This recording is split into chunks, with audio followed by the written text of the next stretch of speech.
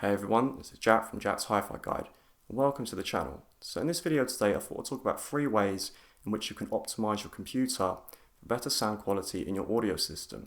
Now a PC is probably the most common source out there which is used for playback in a digital audio system. I mean, you could go out and buy a network streamer, but you don't have the same level of flexibility and upgrade potential which you do with a PC.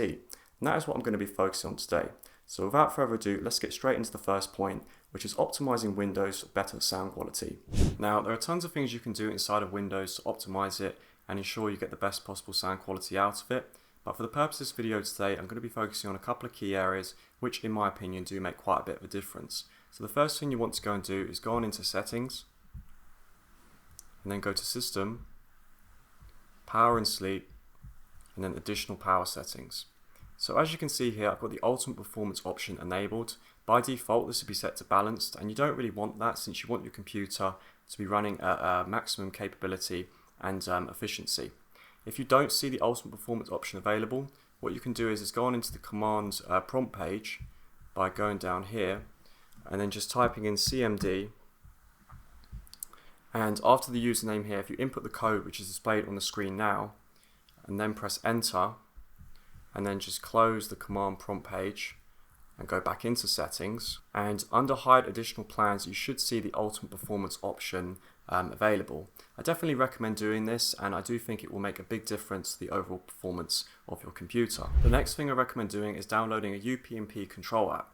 I've talked about these in the past, but I do think they make quite a big difference to the overall sound quality in a computer-based audio system. The one I'm going to be using as an example today is JPlay Femto. This is my personal favourite, and I do believe it sounds the best out of all the ones I've tried.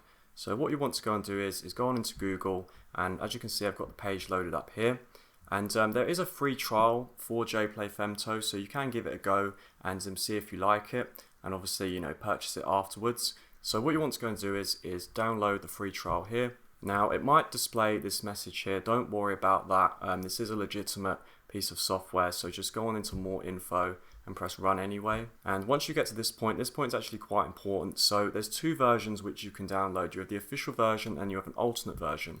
If you're using an Intel Core CPU, which I am on this Dell XPS computer, then make sure to select that option. If you're not using an Intel Core CPU, then just select the official version. And this point is actually quite important as well. So basically there's 2 ways of running JPlay. You can run it in single PC mode or dual PC mode. I haven't actually personally experimented with dual PC mode. I've only ever stuck with single PC. So if you've just got one computer, then make sure to optimize it for single PC setup. And if you've got a hard drive, stored with music and that kind of thing, then you can select it here. Me personally, I tend to use streaming services, so I don't need to do that. And you just want to click install right here. I'll have the details here so you can confirm it to make sure you're installing the right version. Okay, so now that's done, and basically what it will ask you now is to restart the computer. So I'm going to restart the computer for you guys, and I will be back in a sec. Okay, so I've just restarted the computer, and what I'm going to do now is open up the JPlay settings menu and kind of give you guys an overview of what each individual setting does. So if we just go to the menu here, now under the playing via section, normally what you will see is your ASIO driver for your DAC. You may also see a kernel streaming option. I tend to prefer the kernel streaming option because I think it offers a little bit more clarity and separation. Under engine here, this one's actually quite important. You have 3 options. You have Ultra Stream, which is kind of the one sort of middle of the road. Classic is kind of, I don't really tend to I haven't really checked that one out.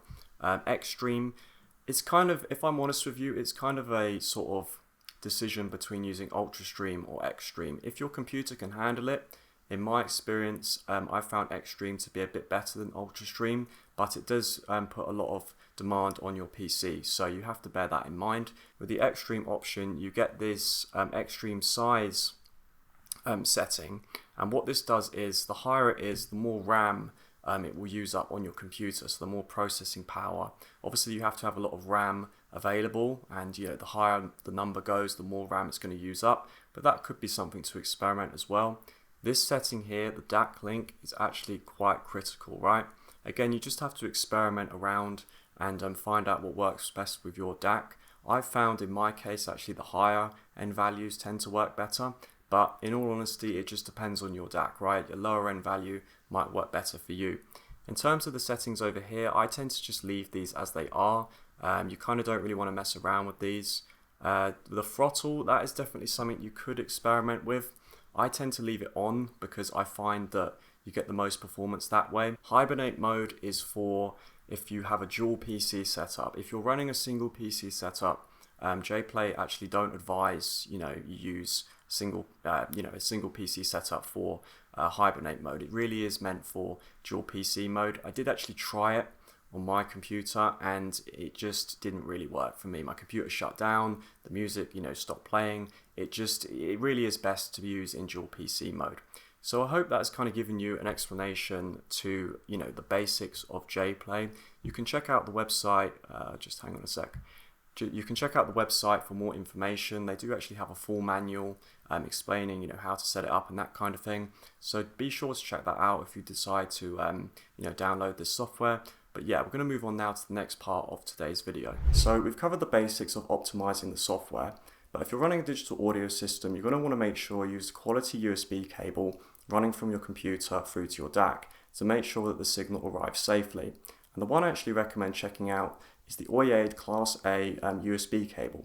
This can be found on Amazon for a fairly low fee. I think it's around about £30 here in the UK. It might be slightly higher or lower depending on what part of the world you are in. But yeah, there is a slightly more expensive version called the Class S. I haven't actually personally heard that, but in terms of the sound for the Class A, it's quite a warm sounding USB cable. I know that kind of sounds hard to believe, but USB cables, they do have different sound characteristics, just like any cable in the audio system. And the reason why I tend to kind of like the Oyade sound is that it just kind of gets out of the way, right? It doesn't sort of impose itself at all on the system, so you're not going to really have many synergy issues or anything like that. I think there is actually a cheaper version as well for slightly less, called the Class B, but honestly for the extra like £10 I think it is, I would just actually recommend checking out the Class A. I do think it's worth the extra money. But yeah, those are the 3 things I've talked about in this video today, guys. I do hope you have enjoyed.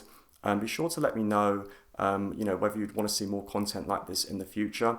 If you like, I can do an entire video dedicating to optimizing Windows. I mean, obviously I can't cover everything, but I will go over quite a lot which you can do inside of the software itself. But yeah, that's going to do it for today, guys. Drop a like if you have enjoyed, subscribe if you haven't already, and I'll see you in the next video.